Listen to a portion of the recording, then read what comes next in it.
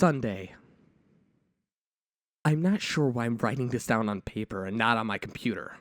I guess I just noticed some odd things. It's not that I don't trust the computer, I just need to organize my thoughts. I need to get this down in detail somewhere objective, somewhere where I know that what I write can't be deleted or changed. Not that that's happened. It's just everything blurs together here, and the fog of memory leads to a strange cast to things. I'm starting to feel cramped in this small apartment. Maybe that's just my problem. I just had to go and choose the cheapest apartment. I just had the only one that is in some basement that lacks windows down here, and it makes day and night seem to slip by seamlessly. I just haven't been out for a few days because I've been working on this programming project so intensely. I suppose I just wanted to get it done. Hours of sitting and staring at a monitor can make anyone feel strange. I know, but I don't think that's it. I'm sure when I first started to feel like something was odd, I can't really define what it is. Maybe I just haven't talked to anyone in a while. That's the first thing that crept up on me. Everyone normally talked online while I programmed has been idle, or they simply not logged in at all. My instant messages go unanswered. The last email I got from anybody was from a friend saying he'd talk to me when he got back from the store, and that was yesterday. I'd call him by cell phone, but the reception's terrible down here. Yeah, that's it. I just need to call someone. I'm going to go outside. Yeah, I'll do that. Well, that didn't work out so well. As the tingle of fear fades, I'm feeling a little ridiculous for being scared at all. I looked into the mirror before I went out, but I didn't shave the 2-day stubble I had grown. I figured that I was just going out for a quick phone call. I did change my shirt, though, because it was lunchtime, and I guessed that I'd run into at least one person I knew. That didn't end up happening. I wish it did. When I went out, I opened the door to the small apartment slowly. A small feeling of apprehension had somehow already lodged itself into me, for some indefinable reason. I chalked it up to not having to spoke to anyone but myself for a day or two. I peered down the dingy gray hallway, made dingier by the fact that it was a basement hallway on one end. A large metal door led to the building's furnace room. It was locked, of course. 2 Deary soda machines stood by it. I bought a soda from one of them on the first day I moved in, but it had been a 2-year-old expiration date. I'm fairly sure nobody knows those machines are even down here, for my cheap landlady doesn't care to get them restocked. I closed my door softly and walked in the other direction, taking care not to make a sound. I have no idea why I chose to do that, but it was fun giving into the strange impulse not to break the droning hum of the soda machines. At least for the moment. I got into the stairwell and took the stairs up to the building's front door. I looked through the heavy door's small square window and I received a quiet shock. It was definitely not lunchtime. City gloom hung over the dark streets outside, and the traffic lights at the intersections in the distance blinked yellow. Dim clouds, purple and black, glowed the city hung overhead. Nothing moved, save for a few sidewalk trees that shuffled in the wind. I remember shivering, though I wasn't cold. Maybe it was the wind outside. I could vaguely hear it, though, the heavy metal door. I knew the unique kind of late-night wind, the kind that was constant, cold, and quiet, save for the rhythmic music that it made as it passed through the countless unseen leaves. It was at this point that I decided not to go outside. Instead, I lifted my cell phone to the door window and I checked my single meter. Bars filled up the meter and I smiled. It's time to hear someone else's voice, I remember thinking. Relieved. It was such a strange thing to be relieved about. To be afraid of nothing.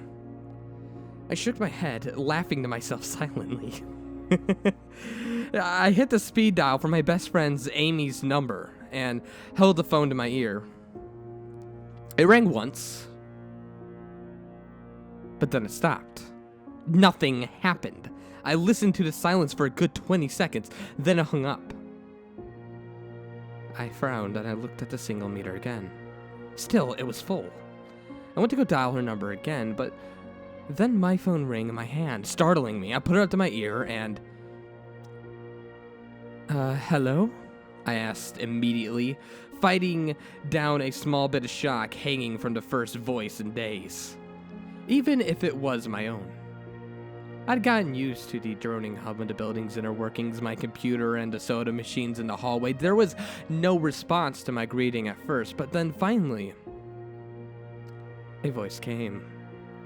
Hey, said a clear male voice, obviously of a college age like me.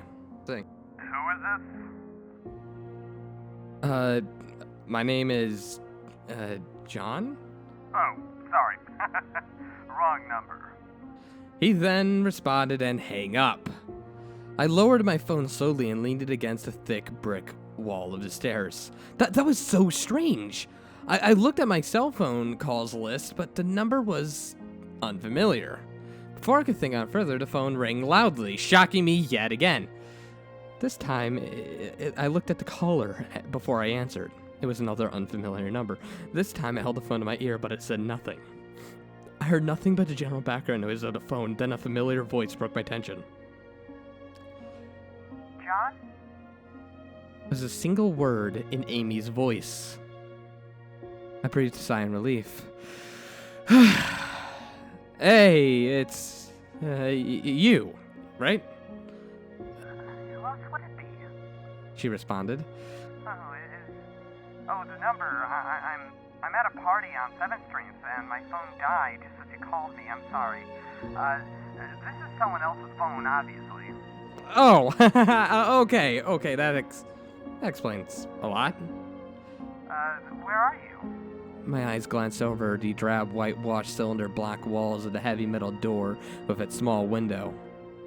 My building.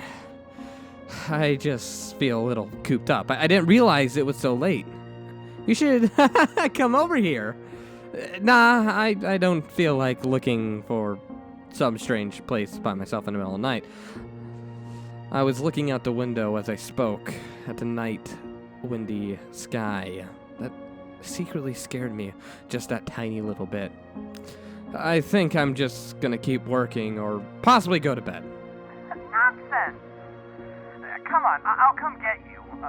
Your building's actually close to 7th Street, right? How drunk are you? And you know where I live? Of course. I guess I can't get there by walking, huh? You could if you wanted to waste half an hour. Right. Okay, I have to go. Good luck for your work. I lowered the phone once more, looking at the numbers flash of the call end screen. Then the droning silence suddenly reasserted itself into my ears. Just the two calls and the eerie street outside drove my aloneness in this empty stairwell.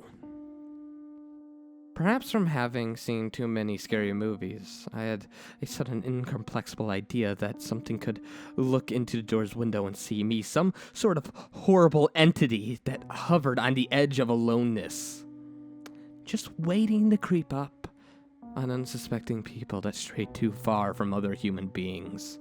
I knew this fear was irrational, but nobody else was around, so I jumped down the stairs, ran down the hallway, and back into my room, and then closed the door as swiftly as I could, leaving a silent bang.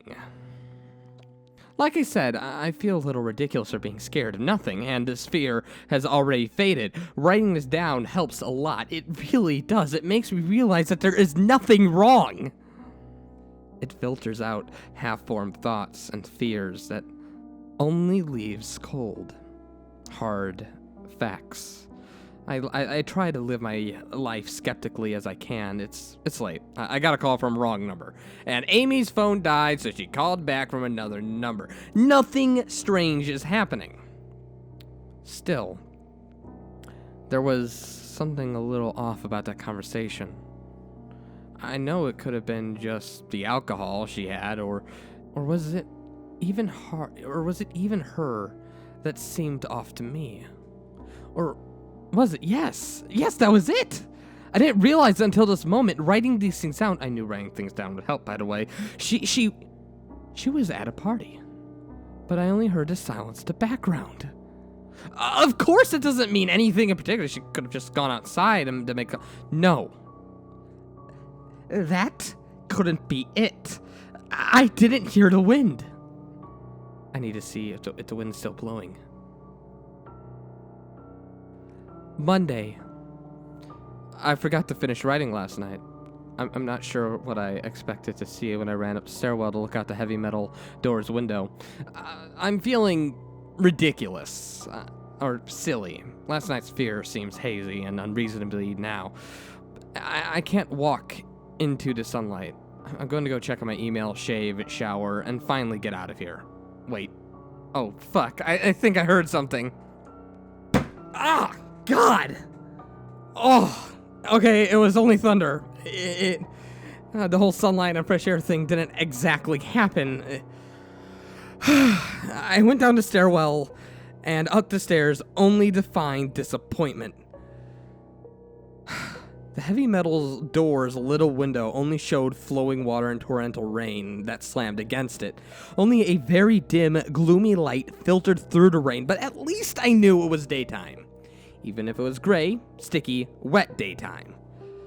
I tried looking out the window and waiting for the light to illuminate the gloom, but the rain was too heavy and I couldn't make out anything more than vague weird shapes moving at very odd angles in the waves moving down the window. I was disappointed, to say the very least. I turned around, but I didn't want to go back to my room. Instead, I wandered further up the stairs, past the first floor and the second. The stairs ended on the third floor, the highest floor in the building. I looked through the glass that ran up the outer wall of the stairwell, but it was thick, very thick and warped. The thick kind that scatters light. Not there was much to see through the rain to begin with. I opened the stairwell and wandered through the hallway. The 10 or so thick wooden doors painted blue a long time ago were all closed, and I listened as I walked, but it was the middle of the day, so I wasn't surprised that I heard nothing but rain outside. As I stood there in the dim hallway, listening to rain, I heard strange, fleeting impressions on the doors that were standing like silent, gentle monoliths erected by some sort of ancient, forgotten civilization for some unfathomable guardian purpose. Lightning flashed, and I could have sworn that for just a moment, the old grainy blue wood looked like rough stone. I laughed at myself for letting my imagination get the best of me, but then it occurred to me that the dim gloom and lighting must mean that there was a window somewhere in the hallway. A vague memory surfaced, and I suddenly recalled that the third floor had an alcove, an inset window halfway down the floor's hallway. I was excited to look out into the rain and possibly see another human being. I quickly walked over to the alcove, finding a large, thin glass window. Rain washed down it as if it was the front door window, but I could open this one. I reached out a hand and I went to go slide it open, but quickly I hesitated as I had the strangest feeling that as if I opened that window, I would see something absolutely horrifying on the other side. Everything has been so odd lately, so I came up with a plan. And I came back here to get what I needed. I don't think that anything would come out of it, but I'm bored and it's raining like stir crazy. I came back to get my webcam. The cord isn't exactly long enough to reach the third floor by any means, so instead, I'm gonna hide between the two soda machines in the dark end of my basement hallway. Run the wire along the wall under my door and put duct black duct tape over the wire to blend it in with the black plastic strip that runs along the base of the hallway's walls. I know this is silly, but I don't have anything better to do. Well, nothing happened. I propped open the hallway stairwell door and steeled myself and flung the heavy door wide open, and it rained like hell down the stairs and to my room. And then I quickly slammed the door, watched the webcam on my computer initially, seeing the hallway outside of the door and most of the stairwell. I'm watching it right now, and I don't see anything interesting, I just wish that the camera was in a position that was a little bit different so that I could see out the front door. Hey, wait, holy shit, someone's online! I got out an older, less functional webcam that I had on my closet to video chat with this online friend. I couldn't really explain to him why I wanted to video chat, but I felt it would be good to see another person's face. He couldn't talk very long, and we didn't, talk about anything meaningful, but I'd feel much better. My strange fear had almost passed. I would feel completely better, but there was something odd about our conversation. I knew that I've said that everything seemed odd, but still, he was very vague in his responses. I don't recall one specific thing that he said, no particular name or place or event. But he did ask for my email address to keep in touch. Wait, I just got an email. I'm about to go out. I just got an email from Amy, and she asked me to meet her out for dinner, the place where I usually go to. I do love pizza, and I've just been thinking about eating random food for days. And eating random food from my poorly stocked refrigerator is not very good. I feel a little ridiculous about having a odd couple of days or at least having these odd couple of days I've been having. I should destroy this journal when I get back. Oh, wait, holy shit, another email. Oh God, I almost left my email and opened the door. I almost opened the door, but I read the email first. It was from a friend I haven't heard of in a long time. And there was a huge number of emails that must have been every person he had saved in his address list. It had no subject. It said simply, "Seen with your own eyes. Don't trust them, they." What? What the hell is that supposed to mean? The word shocked me, yes, and I kept going over them over and over again. Is it a desperate email sent as something happened? The words obviously cut off without finishing. On my other day, I would have dismissed this as spam from a computer virus or something, but the words, "Seen your own eyes." I couldn't help but read over the journal and think back the last few days, and I realized that I had not seen another person with my own eyes or talked with another person face to face. The webcam conversation with my friend was so strange, so vague, so eerie. And now that I think about it, was it eerie? Was that fear clouding my memory? My mind toys with the progression of events that I have written here, pointing out that I have not been presented with a single fact that I did not specifically give out unspeculatory. The random wrong number that got my name and a subsequent strange return call from Amy, the friend that asked for my email address. I messaged him first when I saw him online. And then I got my first email a few minutes after that conversation. Oh my God. The phone call with Amy. I said over the phone. I said that within a half hour's walk of the 7th Street. They know I'm near there. What if they're trying to find me? Where is everyone else? Why haven't I seen or heard anyone from days? No. This is fucking crazy. This is absolutely fucking crazy. I need to calm down. This madness needs to end. I don't know what to think. I ran about my apartment furiously, holding my cell phone to every corner to see if I got a signal through the heavy walls. Finally, in a tiny bathroom near one corner, I got a single bar. Holding the phone, there was sent a text message to every number on my list.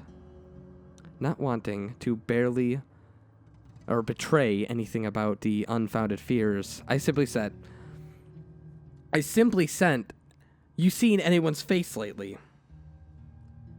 At that point, I just wanted a reply back. I didn't care what the reply was, or if I embarrassed myself. I tried to call someone a few times, but I couldn't get my head high enough to really talk. And if I brought my cell phone down even an inch, I lost a signal. And then I remembered the computer, and I rushed over to it, and I started instant messaging everyone who was online. Most were idle or away from their computer. No one responded. My messages were now more frantic, and I started telling people where I was and to stop by in person for a host of barely passionable reasons. I don't care about anything by that point. I just needed to see another person. I also tore about my apartment looking for something that I might have missed, or some way to contact another human being without opening another door. I know it's crazy, I know it's unfounded, but what if I just need to be sure? I tapped the phone to the ceiling just in case. Tuesday. The phone rang! Exhausted from last night's rampage, I had fallen asleep and I woke up and the phone was ringing. I ran into the bathroom, stood up on the toilet, and flopped open the phone that was taped to the ceiling. It was ringing. It was fucking ringing. It was Amy, and I feel so much better. So much better. She was really worried about me and apparently had been trying to contact me since last night or last time I talked to her. She's coming over now. Yes, she knows that I am where I am without me telling her. I feel so embarrassed. I'm definitely throwing this journal entry away before anyone sees it. I don't even know why I'm writing this now, but maybe it's just because it's been the only communication I've had since God knows when. I look like hell too. I looked in the mirror before I came back in here. My eyes are sunken in. My stubble is thicker. And I just look generally unhealthy. My apartment's trash. I'm not going to clean it up. I don't even give a shit. I do not doing anything. I think I need someone else to see what I've been through. These past few days have not been normal. I'm not the one to imagine things. I know I've been a victim of extreme, probably. I've probably missed seeing other persons dozens of times, but I just didn't know it. I just happened to go out when it was late at night or in the middle of the day when everyone was gone anyway. Everything is perfectly fine. I know this now, plus I found something in the closet last night that has helped me tremendously. A television! Yes, I got a television! I set it up just before I wrote this. It's on in the background. The television has always been an escape for me, and it reminds me that there's always a world behind these dingy black walls. Ugh. I'm glad Amy's the only one that responded after last night's frantic pestering of everyone I could contact. She's been my best friend for years. She doesn't know it, but I count the day that I meet her among the few moments of the truest of the happiest days of my life. I remember that one summer day fondly. It seemed different from reality, this dark, rainy, lonely place. I feel like I spent days sitting in that playground, much too old to play, just talking with her and hanging around doing nothing at all. I still feel like I could go back to that moment sometimes, and it reminds me that this damn place is not all that there is. Holy shit, finally! Oh, okay, I gotta go. I thought it was odd that I couldn't see her through the camera that hid between the two soda machines. I figured that it was bad positioning, like I couldn't see the front door, But I should have known. I should have known! After that knock, I yelled through the door jokingly that I had a camera between the soda machines because I was embarrassed of that myself, that I'd taken this paranoia so far. After I did that, I saw her image walking to the camera and looked down on it. She smiled and waved. "Hey," she said it to the camera brightly, giving a weary look.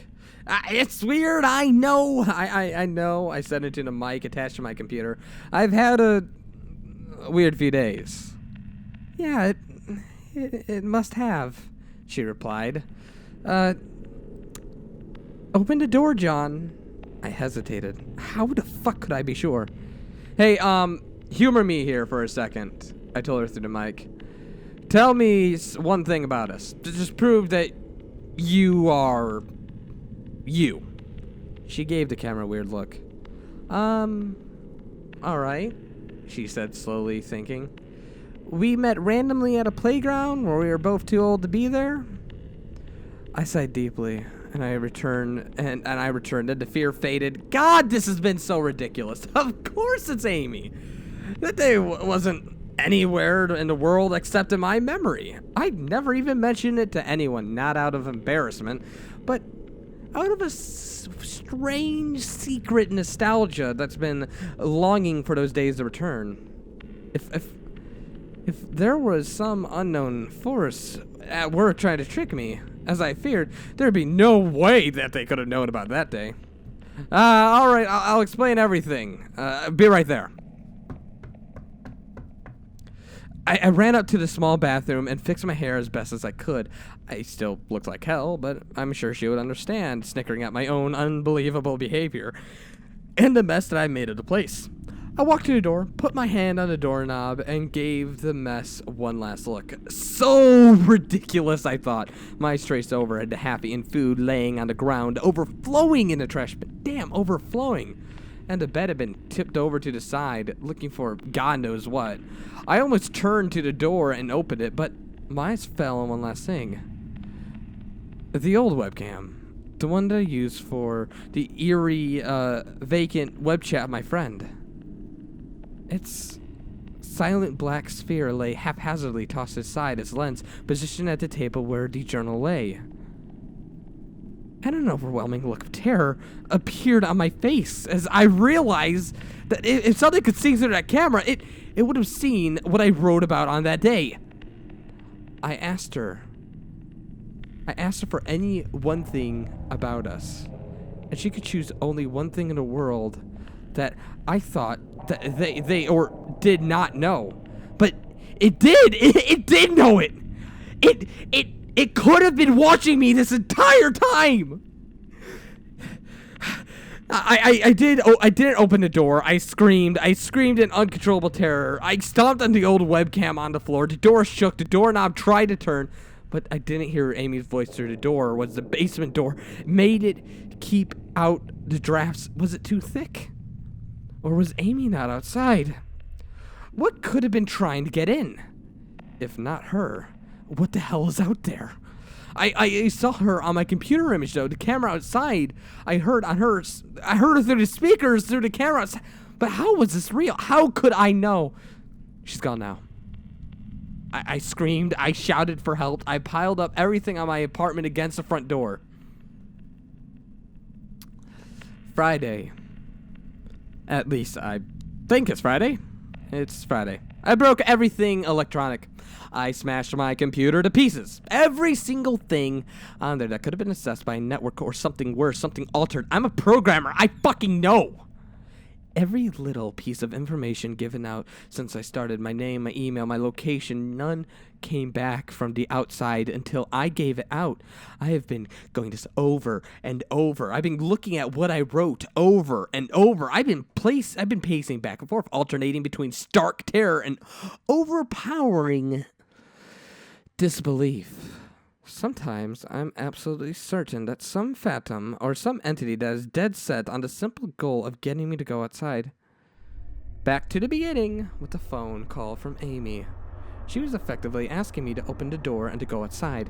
I kept running it through my head. One point of view says, I'm acting like a madman. Of course I'm acting like a madman. And it's some extreme converged possibility. Never going outside at the right times. Pure luck, I know.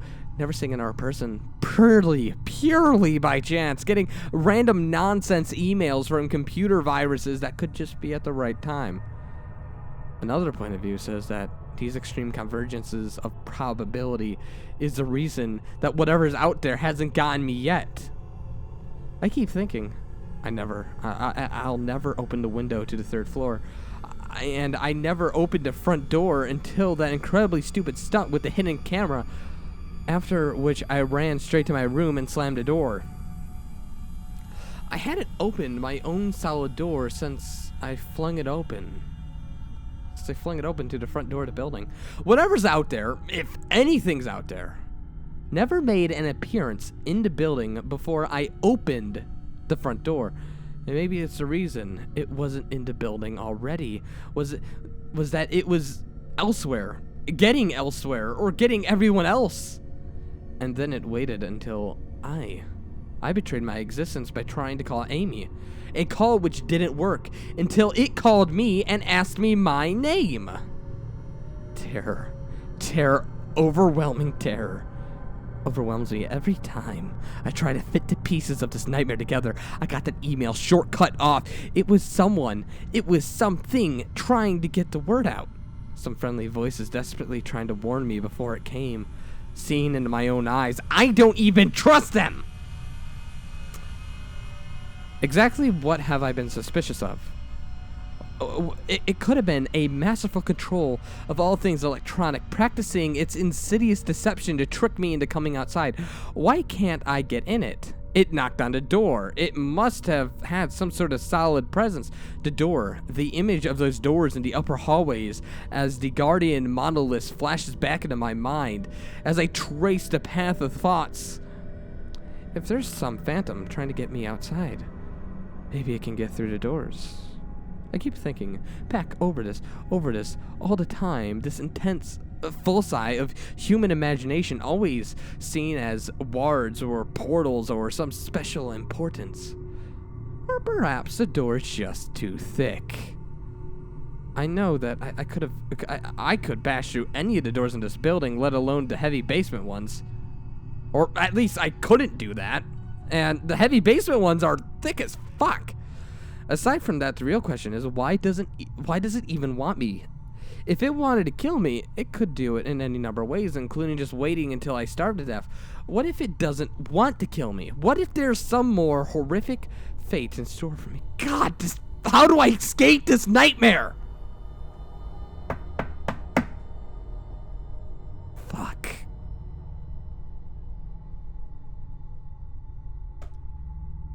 I told the people on the other side of the door that I need a minute to think some things out. I'm really writing this down so I can figure out what to do.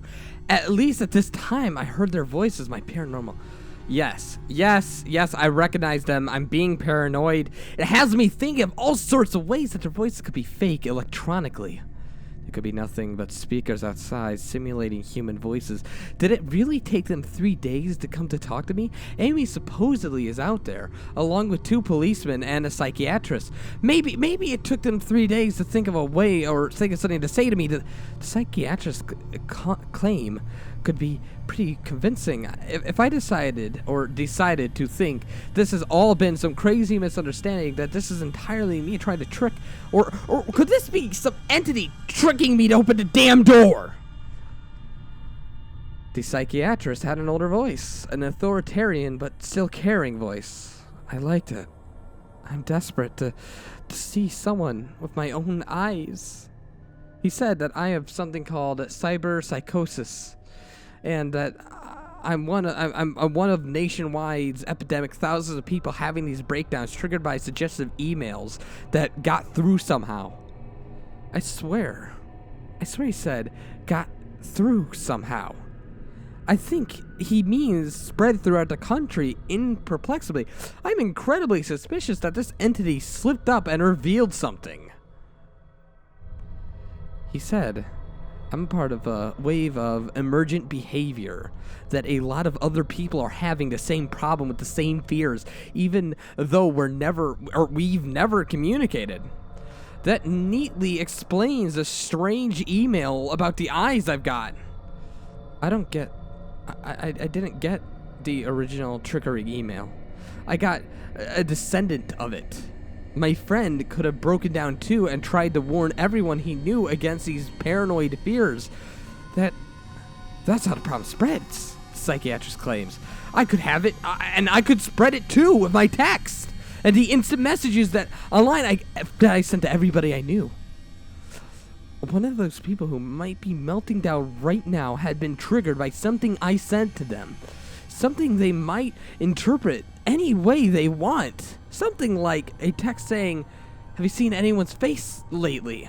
The psychiatrist told me that he didn't want to lose another one, that people like me are intelligent, and that's our downfall.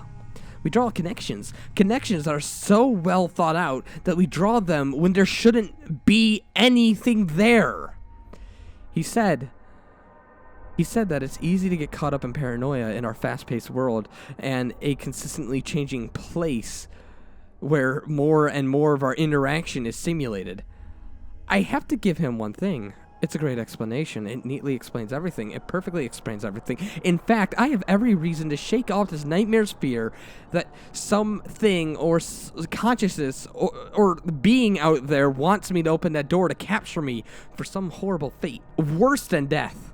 It would be foolish, after hearing that explanation, to stay in here until I starve to death, despite that they might have gotten everyone else. It would be foolish to think that, after hearing that explanation. I might be one of the people left alive on this empty world, hiding in my secure basement room, splitting some unthinkable deceptive entity just by refusing to be captured. It's a perfect explanation for every single strange thing I've heard, and I have every reason in the world to let go of all my fears and open the door. And that's exactly what I'm not going to do. How could I be sure? How can I know what's real and what's deception? All these damn things and their wires and their signals originate from an unseen origin. They're not real. I can't be sure.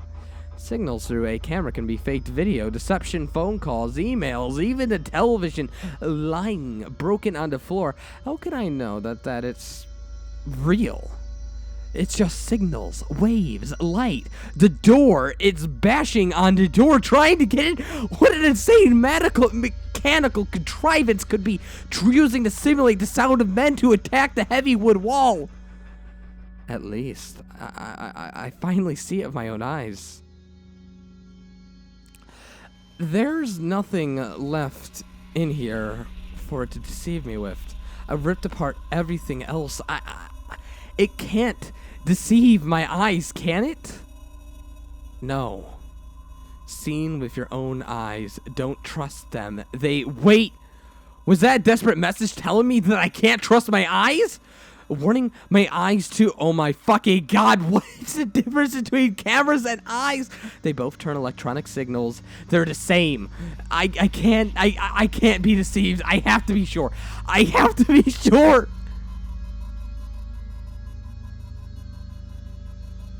Date unknown. I calmly asked for a paper and pen day in and day out until they finally gave me one. Not that it matters. What am I going to do? Poke my eyes out? Do bandages feel like they're apart now? The pain is gone. I figure this will be one of my last chances to write legibly, as without my sight to correct mistakes. My hands will slowly forget the motions involved. This is sort of self-indulgence, this writing. It's a relic of another time because I'm certain everyone in the world is dead or something worse. I sit against the padded wall day in and day out. The entity brings me food and water, and it masks itself as a kind nurse or an unsympathetic doctor. I think it knows that my hearing is sharpened considerably now, that I live in darkness. It fakes its conversations in the hallways on the off chance that I might overhear. One of the nurse talks about having a baby soon. One of the doctors lost his wife in a car accident. None of it matters! None of it's real. None of it gets to me. Not like she does. The worst part, I almost can't handle. The thing that comes to me masquerading as Amy, it's recreation. It's perfect. It sounds exactly like Amy. It feels exactly like her. It even produces a reasonable fascist smile or facade of tears that it makes, like, on lifelike cheeks. When it first dragged me here, it told me that it told me all the things I wanted to hear. It told me that she loved me, that she always loved me, that she didn't understand why I did this, that we could have had a life together. If only I would stop insisting that I was being deceived. I wanted to believe. No. It needed to be me. Me to believe that she was real. And I almost fell for it. I almost fucking fell for it. I really did. I doubted myself for the longest time, and in the end, though, it was almost too perfect, too flawless, and too real. The false Amy that it used to come every day, every week, finally stopped coming altogether, but I didn't think the entity would give up. I think it's a waiting game. I think it's just another one of those gambits. I will resist. Resist it for the rest of my life if I have to. I don't know what happens to the rest of the world, but I know this needs for me to fall into its deceptions. If it needs that, then maybe, just maybe, I am a thorn in its agenda. Maybe Amy is still alive out there somewhere, kept alive only by the will of the deceiver. I hold on to the hope of reckoning back and forth my cell passing time. But I will never give in. I will never break. I am a hero. The doctor read the paper and the paper. The doctor read the paper the patient had scribbled on. It was barely readable, written in a shaky script of one who he could not see. He wanted to smile at this man's steadfast resolve, a reminder of the human's will to survive, but he knew that the patient was completely delusional. After all, a sane man would have fallen for the deception long ago. The doctor wanted to smile. He wanted to whisper the words of encouragement to the delusional man. He wanted to scream, but the nerve flumets and wraps around his head onto his eyes that made him do otherwise. His body walked into the cell like a puppet and told the patient once more that he was wrong, and told that there was nobody trying to deceive him.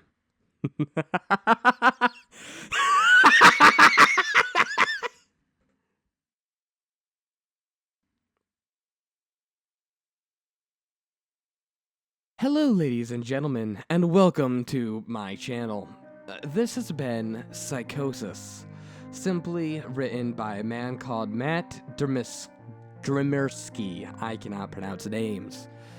I've been narrating this live in a live stream for quite a while now, and to be frank, that I would like to say that I actually do really enjoy the story.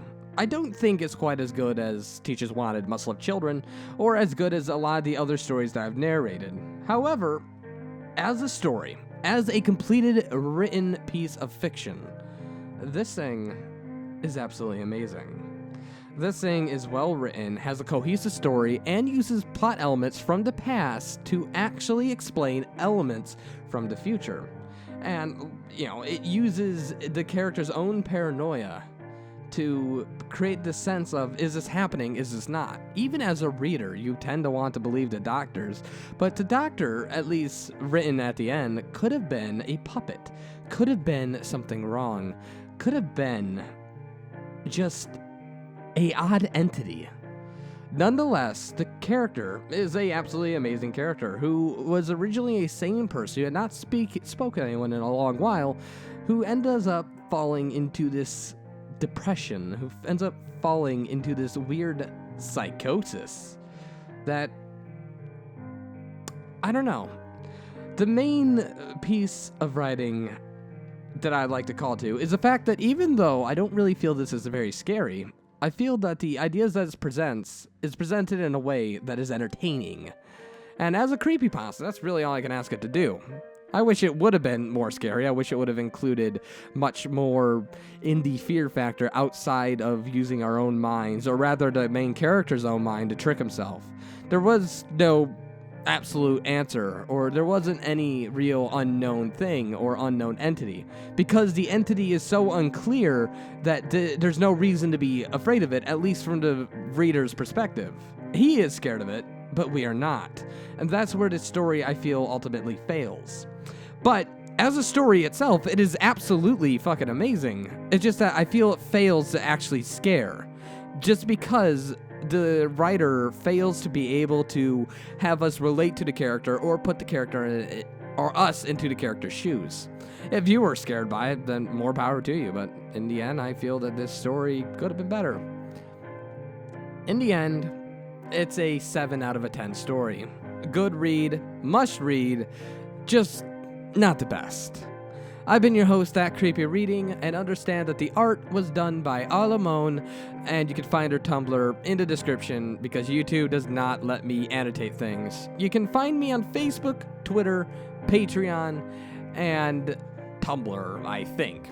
As I said, I'll link what I can in the actual video, as you can probably see the Patreon link there. And if you want to make a one-time donation, feel free to donate to Patreon. I have my not Patreon, but donate to my PayPal, and I'll be sure to work out a one-time story that I do narrate stories if you want me to narrate them. If you submit a small sum of money, I'll do any story that you want, as long as the story is copyright free. I've been your host at Creepy Reading, and today I am signing off.